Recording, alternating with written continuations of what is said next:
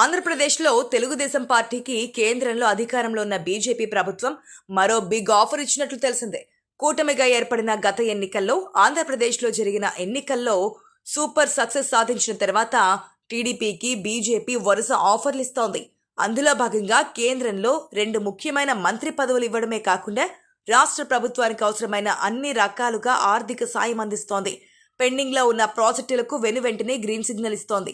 అప్పులు చేయడానికి అవసరమైన అనుమతులను కూడా వేగంగా ఇస్తూ ఆంధ్రప్రదేశ్ ప్రభుత్వం సంక్షేమ పథకాలను అమలు చేయడానికి చేయూతగా కేంద్ర ప్రభుత్వం నిలుస్తోంది. దీంతో పాటు తాజాగా మరొక కీలకమైన కబురు కేంద్ర బీజేపీ నుంచి వచ్చినట్లుగా తెలిసింది.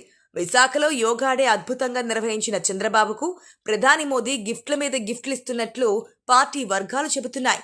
అందులో భాగంగానే ఇప్పటికే ఏపీకి 2 గవర్నర్ పదవులు వచ్చాయి. ఒకటి బీజేపీకి చెందిన హరిబాబుకు గవర్నర్ పదవి లభించగా మరొకటి టీడీపీకి చెందిన అశోక్ గజపతిరాజుకు గవర్నర్ పదవి దక్కింది. సీనియర్ నేతగా ఉన్న అశోక్ గజపతిరాజు గోవా గవర్నర్గా బాధ్యతలను స్వీకరించారు. ఇప్పుడు టీడీపీకి మరొక గవర్నర్ పదవి ఇచ్చేందుకు కేంద్ర ప్రభుత్వం సుముఖం వ్యక్తం చేసిందన్న సమాచారం అందడంతో ఎవరిని ఎంపిక చేస్తారన్న దానిపై పార్టీలో చర్చ జరుగుతోంది. అయితే ఇప్పుడు మరో గవర్నర్ పోస్ట్ ఆఫర్ చేస్తే ప్రముఖంగా యనమల రామకృష్ణుడు పేరు వినిపిస్తోంది. అయితే ఆయనకు రాజ్యసభకు పంపిస్తారని తెలుస్తోంది. రాయలసీమకు చెందిన బీసీ నేత కేఈ కృష్ణమూర్తికి ఛాన్స్ ఇవ్వనున్నట్లుగా సమాచారం. ఆయన సుదీర్ఘకాలం తెలుగుదేశం పార్టీలోనే కొనసాగారు.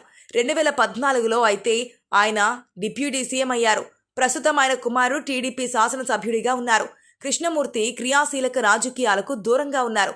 ఈ తరుణంలో ఆయనకి ఛాన్స్ ఇస్తారని తెలుస్తోంది. మరోవైపు ఎస్సీలకు ఇవ్వదలుచుకుంటే మాజీ మంత్రి ప్రతిభాభారతికి అవకాశం ఇస్తారని సమాచారం. ఆమె స్పీకర్గా కూడా గతంలో వ్యవహరించారు. జస్టిస్ కొత్తపల్లి పున్నయ్య కుమార్తెగా సుపరిచితురాలు. ఎన్టీఆర్తో పాటు చంద్రబాబుతో ఎంతో సన్నిహితంగా ఉండేవారు. ఆమెకు గవర్నర్ పోస్టులో నియమించడం ద్వారా సామాజిక సమీకరణకు పెద్దపీట వేయొచ్చని చంద్రబాబు ఆలోచన. టీడీపీలో చాలా మంది సీనియర్లకు గత ఎన్నికల్లో టికెట్లు లభించలేదు. కొందరు టీడీపీ సీనియర్లు పార్టీలో తొలుత నుంచి సేవలు అందించారు. వయసు పెరిగిపోవడంతో వారి సేవలను పార్టీకి గాని మరొక రూపంలో గాని వినియోగించుకోవాలని టీడీపీ అధినేత చంద్రబాబు నాయుడు యోచిస్తున్నారు. అందులో యనమల రామకృష్ణుడి పేరు వినిపించినప్పటికీ దాని విషయంలో కొన్ని ఇబ్బందులున్నాయి. యనమల కుటుంబానికి ఇప్పటికే చాలా పదవులు ఇచ్చారు. అదే సమయంలో యనమల తనకు రాజ్యసభ పదవి కావాలని కోరుతున్నారు. అందుకే రాజకీయాల నుంచి పూర్తిగా తప్పుకున్న కేఈ కృష్ణమూర్తి పేరును చంద్రబాబు నాయుడు పరిశీలిస్తున్నట్లు సమాచారం.